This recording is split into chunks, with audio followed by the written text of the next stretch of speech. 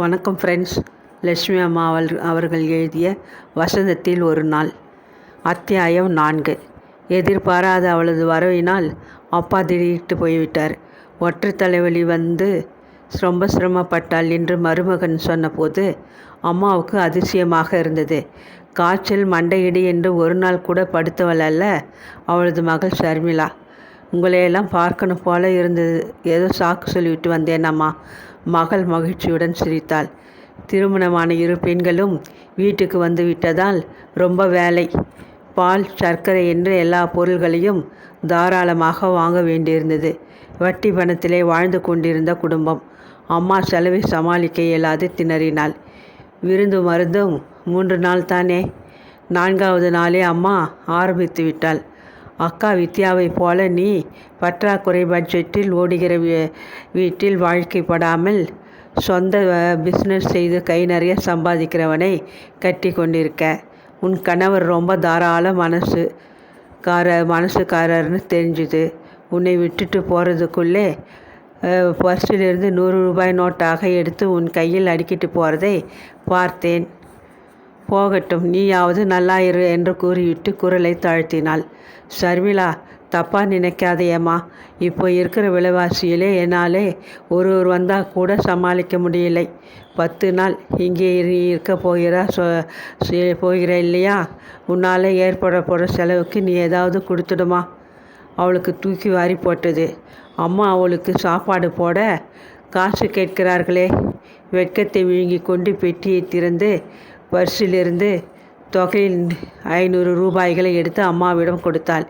வித்யா சுபாவத்தில் பொறாமைக்காரி. தங்கை தன்னையோட நிறத்தில் கூடுதலாக இருக்கிறாள் என்று சின்ன வயதிலிருந்தே காய்ந்தவள் அவள். தன்னை விட உயர்ந்த இடத்தில் அவளுக்கு கணவன் அமைந்து விட்டான் என்று ஆத்திரத்தில் உள்ளூர புழங்கி கொண்டிருந்தவள் தங்கையிடம் தானே வந்து மிகவும் ஒட்டி கொண்டாள். அதற்கு காரணம் இல்லாமல் போகவில்லை. தங்கை பெட்டியை திறந்ததும் எட்டி பார்த்த அக்கா பெருமூச்சு விட்டாள். இது மாதிரி ஒரு ஆரஞ்சு வண்ண பட்டு சேலை வாங்க ஆசைப்பட்டேன், முடியலை என்றால் ஆதகமான குரலில். தங்கை எதுவும் பேசும் முன் அக்கா அந்த புடவையை எடுத்து தன் கையில் வைத்து கொண்டாள்.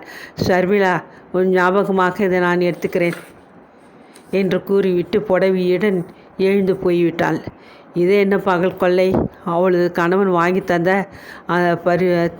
பரிசு அந்த புடவை. அக்கா எடுத்துக்கொண்டு விட்டாளே. கிராமத்திற்கு திரும்பியதும் அவள் கணவனுக்கு என்ன பதில் சொல்வாள்? பயந்து போய்விட்டாள். இன்னும் மற்றவைகளை அக்கா எடுத்துக்கொள்ளும் முன் பெட்டியை நன்றாக பூட்டிவிட வேண்டும் என்று அவசரமாக மூடி பூட்டினாள். அக்காவின் பேராசை அவளை விரட்டிவிட்டது. கோரிக்கைகள் தொடர் சங்கிலி போல தொடர்ந்தன. அடுத்த நாள் காலை அப்பா அவள் அருகில் வந்து அன்புடன் அமர்ந்து கொண்டார். இப்போ தலைவலி எப்படி அம்மா இருக்கு? ஆயுர்வேத மருந்து என்னவோ வாங்க போகிறேன்னு சொன்னியே, வாங்கி சாப்பிட்டியா? மாப்பிள்ளைக்கு கடிதம் போட்டியா? அனுசரணையாக விசாரித்தார். அவள் பதில் அளிக்கும் முன் அப்பா தொண்டையை செருமி கொண்டார். ஷர்மிளா, வித்தியாசமாக நினைக்காதே. இந்த காலத்திலே பெத்தவனுக்கு பொண்ணும் ஆணும் சரி சமானம்தான். உன்னையும் தம்பியைப் போல நான் படிக்க வச்சேன். பாவம், உன் தம்பி சின்ன பிள்ளை, இன்னும் படிப்பை முடிக்கலை. பிறகு வேலை தேடணும். பிறகுதானே குடும்பத்துக்கு உதவ முடியும். வித்யா இங்கே எதுக்காக வந்திருக்கா தெரியுமா? அவள் கணவனுக்கு நான் ஸ்கூட்டர் வாங்கி தரதா கல்யாணத்தின் போது சொன்னேன். முடியலை. அதனாலே அந்த பணத்தை வசூலித்து கொண்டு வரும்படி அவள் புருஷன் அவளை அனுப்பியிருக்கான். அத்தனை பணத்துக்கு நான் எங்கே போவேன்? நல்ல வேலை நீ வந்தே. எனக்கு ஒரு உதவி செய்யுமா? உன் புருஷன்கிட்ட கேட்டு ஒரு 10,000 ரூபாய் கைமாத்தா நீ வாங்கி எனக்கு தந்துடு. ரொம்ப உபகாரமாக இருக்கும். அப்பா தனியாக நயமாக கேட்டார். திடுகிட்டு போனாள். மருமகனிடமே கடன் கேட்கும் மாமனாராக இருக்கிறாரே அப்பா, இது என்ன கூத்து? அவள் பிறந்த வீட்டுக்கு வந்தது பெருந்தவறாகிவிட்டதே. என்னம்மா யோசிக்கிற? அவரை கேட்கணும்ப்பா. அவர் கொடுத்தா நான் வாங்கித்தரேன். சட்டென்று அங்கிருந்து எழுந்து உள்ளே சென்று விட்டாள். அப்பொழுதுதான் அவளுக்கு தோழி யசோதாவின் நினைவு வந்தது. பிறந்த வீட்டவர்களின் கோரிக்கையிலிருந்து தப்ப அதுதான் வழி என்று தீர்மானித்தாள். மூலக்கடை தொலைபேசி மூலம் தோழியை தொடர்பு கொண்டாள். வந்துட்டியா? ஏன் உடனே சொல்லலை? பரவாயில்லை, இப்போவே கார் எடுத்துக்கொண்டு நான் வரேன். உன் வீட்டில் சொல்லிவிட்டு பெட்டியை தூக்கிக்கிட்டு என்னோடு புறப்படு. என் வீட்டிலே 10 நாள் தங்கிட்டு போகலாம் உற்சாகமாக தோழி பேசினாள். அரை மணி நேரத்திற்குள்ளே தோழி தங்கள் வீட்டு பென்ஸ் காரில் வந்து அவளை அழைத்து சென்று விட்டாள். யசோதாவின் புது வீடு உண்மையாகவே மிக அழகாக இருந்தது. இந்த ஜென்மத்தில் இப்படி ஒரு வீட்டில் நாகரிகமாக அவளால் வாழ சாத்தியப்படுமா என்ற ஏக்கம் மனத்தை குடைந்தது. தனக்கு தோழி தங்க கொடுத்திருந்த அறைக்குள்ளே வேலையால் பெட்டியை கொண்டு வைத்ததும் கதவை தாளிட்டு கொண்டு பிரமிப்புடன் சுற்றி பார்த்தாள். அறை நடுவே கடந்த பெரிய கட்டிலின் மீது மிருதுவான மெத்தை, அறைக்குள்ளேயே அடங்கிவிட்டிருந்த பெரிய குளியல் அறையில் உட்கார்ந்து குளிக்க கண்ணை பறித்த ரோஜா வண்ண குளியல் தொட்டி, டெலிஃபோன் ஷவர், அருகில் மேனி மேல் போட பவுடர், சோப்பு, சீப்பு இத்தியாதி. அப்பாடி, என்ன சுகம், என்ன சுகம் என்று தனக்குள்ளே வியப்புடன் முணுமுணுத்து கொண்டாள். மலர் போன்று ஷவரில் தூவலாக விழுந்த நீரில் வெகு நேரம் குளித்தாள். பளபளத்த ஸ்டீல் தட்டுகளில் சமையல்காரால் பவ்யமாக உணவு வகைகளை பரிமாற தோழியுடன் உட்கார்ந்து சுவைத்து சாப்பிட்டாள். பகலில் கொஞ்ச நேரம் படுத்து உறங்கினாள். மாலை பென்ஸ் காரில் பவனி வந்தாள். கலர் டிவி பார்த்தாள். வீடியோவில் ஆங்கில அடிதடி படங்களை பார்த்தாள். மிருதுவான படுக்கையில் உடல் நோகாது ஆழ்ந்து உறங்கினாள். நாட்கள் சில நாசுக்காக இனிமையாக தோழியின் உபசரிப்பிலே உல்லாசமாக கழிந்தன. அன்று காலை காஃபி பலகாரத்திற்கு பின் தான் யசோதா அந்த குண்டை தூக்கி போட்டாள். என் கணவர் கூட ஊரில் இல்லை என்பதை கவனித்திருப்பாய். மெல்ல ஆரம்பித்தாள் அவள். கேட்க நினைத்தேன், நீயே சொல்லிட்ட. அவர் எங்கே? 1 மாதமாக கல்கத்தாவிலே இருக்கிறார். அவர் அண்ணன்கிட்ட பண விஷயமாக போயிருக்கார். எங்கள் பிஸ்னஸ் இப்போ கொஞ்சம் சிரமமான நிலையிலே இருக்குது. கொஞ்சம் கடன் ஏற்பட்டு விட்டது. கேட்க வருத்தமாக இருக்கே. உன்கிட்ட நான் ஒரு உதவி கேட்கலாம்னு நினைக்கிறேன். உன் கணவர் கொஞ்சம் வசதியானவர்னு கேள்விப்பட்டு இருக்கிறேன். நானும் நீயும் ரொம்ப பழகின தோழிகள். எனக்கு கட்டாயம் நீ உதவுவேன்னு தெரியும். ரொம்ப ஒன்றும் வேண்டாம். இந்த வீட்டு மேலே ஏற்பட்ட கடன் தொகையை கட்ட உன் கணவர் மூலம் எனக்கு ஒரு 50,000 கடன் வாங்கி தர முடியுமா? அதிர்ந்து போனாள் ஷர்மிளா. இதென்ன வேடிக்கை? அம்மா 500 கேட்டாள். அப்பா 10,000 கேட்டார். இவள் 50,000க்கு போய்விட்டாளே. இன்னும் 2 நாள் தங்கினால் லட்சம் கேட்டாலும் வியப்படைவதற்கில்லை எண்ணி எண்ணி முறவழித்தாள். அதுக்கென்ன? என் கணவரிடம் கேட்டு பார்க்கிறேன். கொடுத்தால் கட்டாயம் உதவி செய்கிறேன் என்றாள். அதற்கு பிறகு அவளுக்கு அந்த பங்களா வாசம் தாங்க முடியாத வேதனையாக இருந்தது. தோழி பரிந்து உபசரித்த பாயாசம் நாக்கில் கசந்தது. படுக்கை முள்ளாக உறுத்தியது. வீட்டை சுற்றி பார்க்க பார்க்க அவள் உள்ளத்தில் அருவருப்பு தான் மிஞ்சியது. இது என்ன போலியான கௌரவம், வரட்டு ஜம்பம். கையில் காசு இல்லாத போது கடன் பற்றி வீட்டை வாங்க வேண்டுமா? அவளுக்கு தன் புக்ககத்தின் நினைவு வந்துவிட்டது. அவள் கணவன் அருண் கடன் வாங்கல் குடுக்கலில் ரொம்ப கண்டிப்பானவன். அவர்களது கிராமத்து வீட்டில் ஏசி அறை இருக்கவில்லை. படுக்கையில் ஃபோம் மெத்தை இல்லை. ஆனால் சுற்றிலும் கடன் வைத்து கொண்டு அந்த திகிலில் அவர்கள் வாழவில்லை.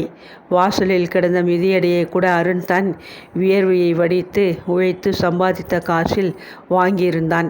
வீட்டில் எந்த பொருளும் கடன்பட்டு வாங்கியவையே அல்ல.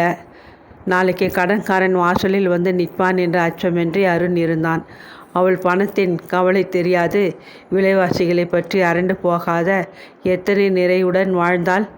இவைகளை அவள் ஏன் இதுவரை தெரிந்து கொள்ளவில்லை? அதிக நாள் தோழி வீட்டில் தங்குவது ஆபத்து என்று வரை அவள் மெல்ல அடுத்த 2 தினங்களில் அங்கிருந்து புறப்பட்டு விட்டாள். வீட்டிற்குள் நுழைந்தவளுக்கு ஒரு தந்தி காத்திருந்தது. சந்திரன் வருவான், உடனடியாக அவனுடன் புறப்பட்டு வரவும். அவசரம். பகவதி. தந்தியை படித்து பதறிவிட்டாள் அவள். அவசரம் என்றால் என்ன? ஏன் மாமியார் தந்தி கொடுத்திருக்கிறாள்? அப்படியென்றால் அவள் கணவனுக்கு என்ன நேர்ந்து விட்டது? ஆபத்து அவசரம் என்ற போதுதான் அவள் பூர்ணமாக புரிந்து கொண்டாள். அவள் அருணை எவ்வளவு ஆழமாக காதலிக்கிறாள் என்பதை அப்பொழுதுதான் அவள் அறிந்து கொண்டாள். என்ன முட்டாள்தனம்! பிறந்த வீட்டில் என்னவோ சுகம் கிடைக்கப் போகிறது என்று எண்ணி அன்பான கணவனை விட்டுவிட்டு, ஐயோ அவருக்கு என்ன வந்துவிட்டது ஆண்டவனே என எண்ணி தாங்க முடியாத அவள் விம்மி அழுதுவிட்டாள். அத்தியாயம் 5. அருணின் தம்பிகளில் சந்திரன்தான் பெருத்த வாயாடி. கல்லூரி விடுமுறைக்கு வீட்டுக்கு வந்து விட்டால் வீடு கலகலத்து போகும். அண்ணியிடம் வேடிக்கையாக பேசி சிரிப்பு மூட்டி கொண்டிருப்பான். பஸ்ஸில் பயணப்பட்டு அன்று மாலை அங்கு வந்து சேர்ந்தவன் பயண களைப்பில் முகம் சோர்ந்து இருந்தான். மிகவும் பயந்தவன் போல் காணப்பட்டான். வந்தவனுக்கு சாப்பிட கொடுக்க அது சமயம் வந்து வீட்டில் எதுவும் இருக்கவில்லை. காஃபிக்கு பால் இருக்கவில்லை. அங்கிருந்த ஹோட்டலுக்கு அவனை அழைத்து சென்று காஃபி தோசை வாங்கி தந்து உபசரித்தாள் சர்மிளா. என்னப்பா தம்பி, என்ன சங்கதி? கேட்பதற்குள் அவளுக்கு பீதியால் வாய் உலர்ந்து போனது. பதில் பேசாது கண் கலங்கி போனான். அண்ணா, நேற்று காலை தோட்டத்து வேலை செய்யும்போது கிணற்றிலே கால் தடுக்கி விழுந்துட்டான் திணறினான் சந்திரன். தோசை உள்ளலை விழுங்க முடியாது தவித்தான். ரொம்ப காயமோ? பதறிவிட்டாள் அவள். சுமாரான காயம். அத்தோடு காய்ச்சலும் வந்துவிட்டது. அம்மா ரொம்ப கவலைப்படுறாங்க. பாட்டிக்கும் உடம்பு நல்லா இல்லை. உங்களை கையோடு கூட்டி வர சொன்னாங்க. யார் அழைச்சிட்டு வர சொன்னாங்க? அம்மா தான் ரொம்ப கவலைப்பட்டு உங்களை கூட்டி வர சொல்லி தந்தி அடிக்க சொன்னாங்க. உடனே புறப்பட்டு பஸ்ஸிலே வர சொன்னாங்க. அம்மாவுக்கு காயத்திலே மூஞ்சி ரொம்ப வீங்கி போயிருக்குது. டாக்டர் பார்க்குறாரு இல்லையா? அவர் என்ன சொன்னார்? காய்ச்சலுக்கு ஊசி போட்டார். 2 வாட்டி வந்து போனார். அண்ணி, எனக்கு அண்ணாவை பார்க்கவே வேதனையாக இருக்குது. மேலே பேச முடியாது அவளை இரக்கமாக பார்த்தான். உயிருக்கு ஆபத்தொன்றும் இல்லையே? காய்ச்சலில் அண்ணன் வேதனையோடு முழகிறதை பார்த்தால் ரொம்ப கஷ்டமாக இருக்குது. எனக்கு தெரிஞ்ச அண்ணன் நோய் நொடின்னு படுத்ததே கிடையாது. அண்ணனையும் பாட்டியையும் ஒரே சமயம் கவனிக்க முடியாமல் அம்மா திண்டாடுறாங்க. ஒரு வீடாக இல்லை அண்ணி. ஒரே குழப்பம். மாலனும் நானும் கல்லூரிக்கு 1 வாரம் லீவு போட்டுவிட்டு கடையையும் மற்ற சங்கதிகளையும் கவனித்து கொள்கிறோம். அவள் வீடு, அவள் கணவன் என்ற கடமை உணர்வு நெஞ்சை அமுக்கியது. ஒரு கணம் கூட அவள் தாமதிக்கக்கூடாது. ரயிலில் டிக்கெட் கிடைக்காவிடில் இரவு பஸ் பிடித்தாவது ஊர் போய் சேர வேண்டும். கீழே விழுந்து காயங்களுடன் காய்ச்சலில் கிடக்கும் கணவனை கவனிக்காது, வீட்டை ஒழுங்கு செய்யாது இங்கே வெட்டியாக அவளுக்கு இனி வேலை என்ன? தினமரம் போன்ற கணவன் துணை நிழலில் வாழ்கின்ற அவள் அந்த மரத்தை தானே பாதுகாத்து பத்திரமாக வைத்து கொள்ள வேண்டும். இருக்கும்போதே பிறந்தகத்தில் வரவேற்பு இப்படி இருக்கிறது. கையில் காசு இல்லாது, கணவன் இல்லாது அங்கே வந்து விட்டால் என்ன விதமான வரவேற்பு இருக்கும்? உடல் பயத்தில் நடுங்குவதை உணர்ந்தாள். அவளது வாழ்க்கை, வருங்காலம் என்ற நினைவுகள் அவளை உசுப்பிவிட அவள் பரபரத்தாள். தம்பி, நம்ம உடனே கிளம்பிவிடுவோம், தாமதம் செய்ய வேண்டாம் என்றாள். அம்மா ஒப்புக்காக சொன்னாள். பாவம் சந்திரன் பஸ் பயணத்திலே அலண்டு போயிருக்கிறான். 1 நாள் கழித்து ஊருக்கு போகப்படாதா? சமயம் அப்படி ஒன்றும் பலமானதாக இல்லையே. காயம் அப்படி ஒன்றும் பலமானதாக இல்லையே. ஏன் அவசரப்படுற? போகிறதுக்கு முந்தி உன்கிட்டே மீதி பணம் இருந்தால் ஒரு 200 ரூபாய் கை மாற்று கொடுத்துட்டு போமா. நாளைக்கு மளிகை சாமான் கடனை கட்டாயம் அடைக்கணும். நீயும் அக்காவும் வந்ததாலே இந்த மாதம் எனக்கு மளிகை சாமான் அதிகமாக செலவாகிவிட்டது. இதற்கு மேல் கேட்க பிடிக்காது. பர்சில் இருந்து 100 ரூபாய் தாள்களை இழுத்து அம்மா கையில் அழுத்தினாள். அப்பா அருகில் வந்து தாழ்ந்த குரலில் ரகசியம் பேசினார். டாக்டர் வந்து கவனிக்கிறாரே, ஏன் கவலை என்று லேசாக அதட்டிவிட்டு, மறக்காதேம்மா, மாப்பிள்ளைக்கு கொஞ்சம் குணம் ஏற்பட்டதும் நான் கேட்ட பணத்தை பற்றி சொல்லி சீக்கிரம் ஏற்பாடு செய். உள்ளிருந்து வந்த அக்கா வித்யா அவளை விட்டு வைக்கவில்லை. சர்மிளா, நேற்று உன் பெட்டியை திறக்கும்போது பார்த்தேன். மேலே வச்சிருந்த வங்காள நூல் புடவை புதுசாக இருந்தது. எனக்கு அதை கொடுத்துடு. பணம் பிறகு அம்மா கிட்டே கேட்டு வாங்கி தரேன் என்று குழைந்தாள். அம்மா பணத்துக்கு எங்கே போவாள்? அவள் பிழைப்பு கடலில் மூழ்கி கிடக்கிறது என்று வெறுப்பாக எண்ணியபடி புடவையை எடுத்து அக்காவிடம் கொடுத்தாள்.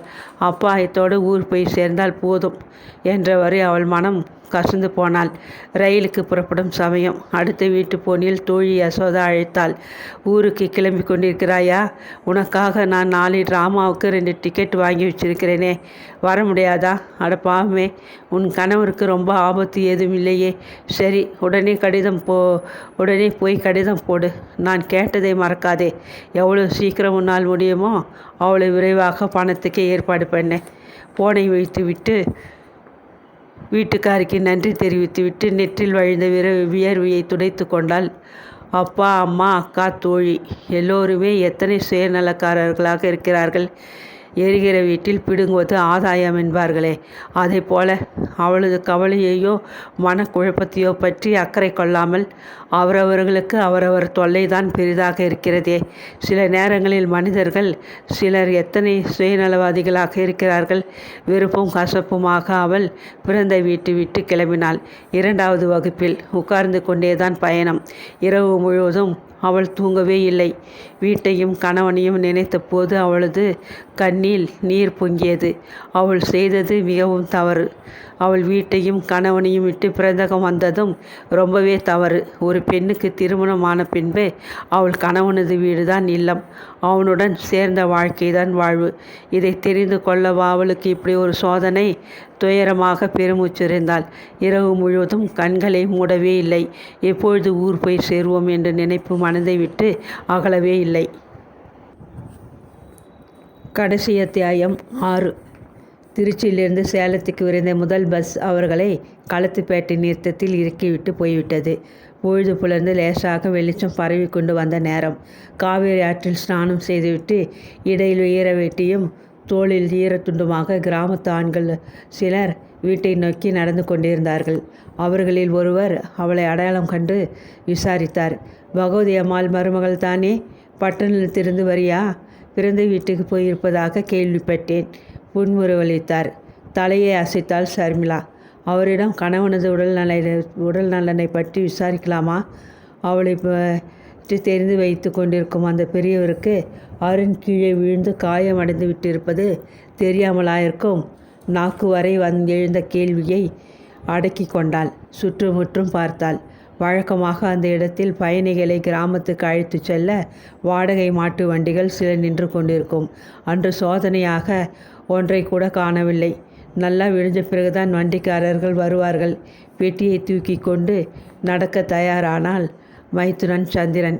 வண்டி ஒன்று வருவதற்காக அங்கே காத்து கொண்டு நிற்க அவளுக்கு பொறுமை இல்லை. தொலைவிலிருந்து உள்ளே 2 கிலோமீட்டர் தொலைவு கிராமத்தை நோக்கி ஓடிய மண் பாதையில் கால் புதைய நடை தடுமாற அவள் சந்திரன் பின்னால் பரபரப்புடன் நடந்தாள். முன்போலிருந்தால் அவள் அந்த சங்கடத்தை தாளாது முணுமுணுத்திருப்பாள். இப்போது அவள் மனம் ஒரேடியாக மாறிவிட்டிருந்தது. காயப்பட்டு காய்ச்சலுடன் கிடக்கும் கணவனை காண வேண்டும், அவன் அருகில் ஆதரவாக இருந்து உதவ வேண்டும் என்றதொரு ஆவேசமான ஆவல். அவர்கள் வீட்டு வாசலில் அன்றாடம் அவள் செய்த வேலையை துளசி செய்து கொண்டிருந்தாள். வாசலுக்கு நீர் தெளித்து பெருக்கி துளசி கோலம் போட்டு கொண்டு இருந்தவள் நிமிர்ந்து பார்த்தாள். அண்ணி, வந்துட்டீங்களா? மகிழ்ச்சியுடன் வரவேற்றபடி எழுந்து நின்றாள். வாசலில் சந்தடியை கேட்டு பகவதி ஓடி வந்து எட்டி பார்த்தாள். வாமா ஷர்மிளா. முகமெல்லாம் புன்னகையால் மலர அவளை வரவேற்றாள். எப்படி அத்தை அவர் போயிருக்கார்? ரொம்ப காய்ச்சலா? கேட்டபடி கால் செருப்புகளை நடையில் கயிற்று வைத்துவிட்டு முற்றத்தில் இறங்கி கால்களை கழுவி கொண்டு தாழ்வார கோடியிலிருந்து தங்களது அறைக்கு விரைந்தாள். உருக்கிழித்து கிடந்த கதவை தள்ளி திறந்து உள்ளே நுழையும் முன் பதற்றத்தில் மூச்சு நின்றுவிடும் போல அவளுக்கு ஒரே கலவரம். யாரது என்று முனகிய அருண் மெல்ல படுக்கையில் நின்று எழுந்து நிமிர்ந்து உட்கார்ந்தான். நான் தான் ஷர்மிளா வந்திருக்கிறேன் என்று கூறியபடி அருகே சென்று கட்டிலின் ஓரத்தில் உட்கார்ந்து கொண்டாள். கைகளை நீட்டி அவளது கரங்களை ஆர்வமாக பற்றி கொண்டான் அருண். அந்த அன்பு வரவேற்பு அவள் நெஞ்சில் ஆனந்தத்தையும் அழுகையையும் ஒருங்கே உண்டாக்க அவள் பேச முடியாது கண்ணீர் பொங்க எத்தனையோ ஆண்டுகளாக அவனை பிரிந்து விட்டவள் போல பதட்டமாக அவனது கரங்களை தன் கன்னங்களுடன் பொருத்தி கொண்டாள். புலப்புலவென்று கண்ணீர் துளிகள் கொட்டின. என்னத்து கழற? எனக்கு ஒன்றும் நேர்ந்துடலை. நீ வீட்டிலே உதவிக்கு இல்லாததனால் காய்கூடையை தூக்கி கொண்டு கிணற்று மேடை வழியே இந்த பக்கம் வர முயன்ற போது நான் இருந்திருந்தால் கனமான கூடையை தூக்கி கொண்டு அப்படி குறைக்க வர வேண்டாம்னு தடுத்திருப்பேன். நீங்கள் ஒன்றும் சொல்ல வேண்டாம், எனக்கு நல்லாவே புரிஞ்சு போச்சு. நீ இருந்தால் தினமும் கிணத்து மேடையை சுற்றி வேலைக்காரியை சுத்தமாக தண்ணி விட்டு தேய்ச்சி கழுவ சொல்லியிருப்பேன். புரிகிறது. கிணற்று மேடை ஓரத்திலே தண்ணி தேங்கி பாசி கட்டி போயிருக்குது. நீங்கள் பார்க்காம அதில் காலை வச்சு வழுக்கி அப்படியே துவைக்கிற கல் மேலே சாஞ்சி விழுந்து அதன் கூர் நெற்றிலை பட்டு குடமாக ரத்தம் கொட்டி மயங்கி போய் விட்டீங்க. ஆமாம், டாக்டர் தையல் போட்டாரா? நான் ஊருக்கு போனது எத்தனை பிசகு சொல்லியபடி அவளது வலது நெற்றி ஓரத்திலே ஒட்டப்பட்டிருந்த பிளாஸ்டிக் துண்டத்தை விரல்களால் மெல்ல தடவினாள். 2 நாள் கடைக்கு போகாமல் தம்பிகளை அனுப்பிவிட்டு நான் வீட்டோடு இருக்க வேண்டி வந்துவிட்டது. ஆமாம், உன் தலைவலி இப்போ எப்படி இருக்கு? அம்மா கிட்டே சொன்னேன். ஷர்மிளாவுக்கு தகவல் எதுவும் அனுப்ப வேண்டாம் என்றேன். அவங்க எனக்கு தெரியாமல் தந்தி அனுப்பிச்சு தம்பியையும் அனுப்பிட்டாங்க. நேற்று காலையிலே தான் எனக்கு உண்மையை சொன்னாங்க. எனக்கு ஆபத்து ஒன்றும் இல்லை, பெற்றவங்க இல்லையா, காயம்பட்டு காய்ச்சல் வந்ததும் பயந்துட்டாங்க. கட்டி கொண்டவன் நீ, அதனாலே கலவரப்பட்டு ஓடி வந்துட்டேன். புனையத்தைப்பட அவளது கண்ணீரை துடைத்து விட்டான். அதற்குள் வீடு அவளது வருகையால் அமர்க்கலப்பட்டு போயிற்று. அண்ணி வந்து விட்டாங்களா? கிணற்றடியில் குளித்து கொண்டிருந்த சின்ன மைத்துனன் உயரத்து வாளியில் தலையை துவட்டியபடி உள்ளே ஓடி வந்தான். சின்னம்மா வந்துட்டாங்களா? வேலைக்காரி பொன்னம்மாள் பல்லை காட்டினாள். ஷர்மிளா வந்துட்டாளா? அப்பாடி, நான் பிழைச்சேன் என்று அறைக்குள் முடங்கி கிடந்த பாட்டி மகிழ்ச்சியுடன் எழுந்து உட்கார்ந்தாள். தோட்டத்து கொட்டிலில் கட்டியிருந்த பசுகளுக்கு கூட அவள் வரவு புரிந்துவிட்டது போல அம்மா என்று குரல் கொடுத்தன. தன்னை எல்லோரும் கொண்டாடி கொள்வதை காண ஷர்மிளா மனம் நெகிழ்ந்து போனாள். அவள் வீடு, அவள் கணவன், அவள் வாழ்க்கை என்ற உரிமை உணர்வில் ஒன்றிப்போய் அவள் மிக உற்சாகத்துடன் தன் வீட்டு வேலைகளையும் நோயாளிக்கு செய்ய வேண்டிய பணிவிடைகளையும் கவனித்தாள். வாழ்க்கையின் உண்மை தத்துவத்தை புரிந்து கொண்ட அவள் மனதில்தான் எத்தனை நிம்மதி! சில நாட்களில் அருண் பூர்ண குணமடைந்து விட்டான். காயத்தின் மீது டாக்டர் போட்ட தையலை எடுத்த பின்பு அவன் கடையை கவனிக்க புறப்பட்டான். பாட்டி அகிலாண்டம் உடல் நலம் தேறி கைத்தடியை ஊன்றிக்கொண்டு மெல்ல நடக்கத் தொடங்கினாள். அன்று மாலை அவள் தனக்கு பத்திய உணவு பரிமாறிவிட்டு பாத்திரங்களை எடுத்து போக வந்த பேரன் மனைவியை பரிவுடன் தன் அருகே அழைத்தாள். இந்த சாவியால் அந்த அலமாரியை திறந்து அடித்தட்டில் வைத்திருக்கின்ற சின்ன மரப்பெட்டியை எடுத்து கொண்டு வா என உத்தரவிட்டாள். ஷர்மிளா தன்னிடம் கொடுத்த மரப்பெட்டியை மெல்ல திறந்தாள் கிழவி. எனக்கு வயசும் வியாதியும் அதிகமாகிறதுக்குள்ளே என் சொத்துக்களையும் நகைகளையும் விற்று எல்லோருக்கும் சமமாக அவங்கவுங்க பேரிலே வங்கியிலே கட்டிட்டேன். ஆனால் இந்த பெட்டியிலே என் சொந்த நகைகள் சிலதை மட்டும் பத்திரமாக வச்சுருக்கேன். எனக்கு பிடிச்சவங்களுக்கு இதை கொடுத்துடுறதுன்னு என் முடிவு. தன்னிடம் பாட்டி நீட்டிய நகைப்பெட்டியை வாங்கி அவள் கரங்கள் நடுங்கின. என்ன பாட்டி இது? வியப்பும் பிரமிப்புமாக கேட்டாள். நீ என்னை ரொம்ப நல்லா கவனிச்சிக்கிற. படுக்கையிலே நாராக கிடந்தனா நீ இப்போ எழுந்து நடக்கிறேன். என் உயிர் பிரியும் முன் நல்ல நினைவோடு இருக்கிறச்ச உன்கிட்டே கொடுக்கணும்னு நினச்சி கொண்டிருந்தேன். நாளைக்கு உன் புருஷனோட பிறந்த நாள். அதனால் இதுகளை நாளைக்கு நீ போட்டுக்கோ. ஒரு நல்ல நினைவாக இருக்கட்டும். நெஞ்சுருக்கி போனாள் ஷர்மிளா. வீட்டுக்கு கிழவி இன்னொரு பாரம் என ஆரம்பத்தில் நினைத்தது. அரைமனதாக தான் பணிவிடைகளை செய்தான். ஆனால் அகிலாண்ட பாட்டி அதை பெரியதொரு சேவையாக எடுத்துக்கொண்டு, பாட்டி, எனக்கு என்ன சொல்கிறதுன்னே தெரியலை, மற்றவங்களுக்கு கொடுக்காம என்ற உணர்ச்சி வசத்தில் தடுமாறினாள். இது என் பிரத்யேகமான பரிசளிப்பு. இதை பற்றி யாரும் குறை சொல்ல முடியாது. உனக்கு இதுகளை போட்டு கொண்டு வந்து எனக்கு காட்டணும். பாட்டி உத்தரவிட்ட போது நன்றி உணர்வில் நெகிழ்ந்து போய் கிழவியின் கரங்களை பிடித்து கண்களில் ஊற்றி கொண்டாள். அன்று இரவு வீட்டுக்கு வந்ததும் அவளை ஒரு ஓரமாக அழைத்து மகிழ்ச்சியாக சொன்னான் அவள் கணவன். நாளைக்கு கடை விடுமுறை நாள், என் பிறந்த நாள் கூட. அதனாலே நான் டவுனிலே நடக்கிற ஒரு சினிமாவுக்கு உன்னை கூட்டிக் கொண்டு போக தீர்மானிச்சிட்டேன். நீயும் நானும் தனியாக போகப் போகிறோம், சரிதானே என்றான். நான் ஒத்துக்க மாட்டேன். நம்ம வீட்டில் இருக்கும் எல்லோரும் சினிமாவுக்கு போகிறதுனா நான் வரேன். பாட்டிக்கு துணை வச்சுட்டு போகணும். மறக்கக்கூடாது என்றால் புன்முறுவலுடன். நீ தன்னந்தனியாக என்னோடு வர பிரியப்படுவேன்னு நினச்சேன். ஆரம்பத்திலே அப்படி நினச்சேன். ஆனால் இந்த குடும்பத்தவர்களை புரிஞ்சு கொண்ட பிறகு அவங்க யாரையும் விட்டு எங்கேயும் தனியே போக மனசில்லை. பாசத்திலே பிரிஞ்சிருக்கும் இந்த குடும்பத்தை பிரிக்க எனக்கு விருப்பமே இல்லை. உண்மையாக சொல்கிறேன். உங்களை நான் எவ்வளவு நேசிக்கிறேன், அதை போலவே இந்த வீட்டை நேசிக்கிறேன், இந்த கிராமத்தையும் நேசிக்கிறேன். போதாது என்று மகிழ்ச்சியுடன் கூவியபடி அவளை தன்னருகே இழுத்து அணைத்து கொண்டான். அண்ணி, எங்கே இருக்கீங்க? இங்கே வாங்க, ஒரு சங்கதி என்று மைத்துனர்கள் இருவரும் துளசியும் கத்தி கொண்டு உள்ளே வந்தனர். நாளைக்கு அண்ணனது பிறந்த நாளுக்கு பெரிய விருந்து தயாரிக்கணும் தெரியுமா? உங்களுக்கு கூட உதவ நாங்கள் மூவரும் தயார் என்று கத்தி அமர்க்கலப்படுத்தி அந்த குடும்பத்தினரின் பாச பிணைப்பில் ஒன்றி போன அவள் கண்கள் பனித்து போயின. வசந்தத்தில் ஒரு நாள் போது அவள் அருணை சந்தித்தாள். ஆனால் இப்போது அந்த குடும்பத்தை புரிந்து கொண்ட மகிழ்ச்சியில் அவளது வாழ்க்கை நிரந்தரமான வசந்தமாகப் போகிறது என்பதில் சந்தேகமில்லை. கூச்சல் போடாதீங்க, வந்துட்டேன் என்று கணவனது பிடியிலிருந்து விலகி கூடத்திற்கு சிரித்தபடி ஓடினாள். இத்துடன் இந்த கதை வசந்தத்தில் ஒரு நாள் கதை முடிவடைந்தது. நன்றி, வணக்கம்.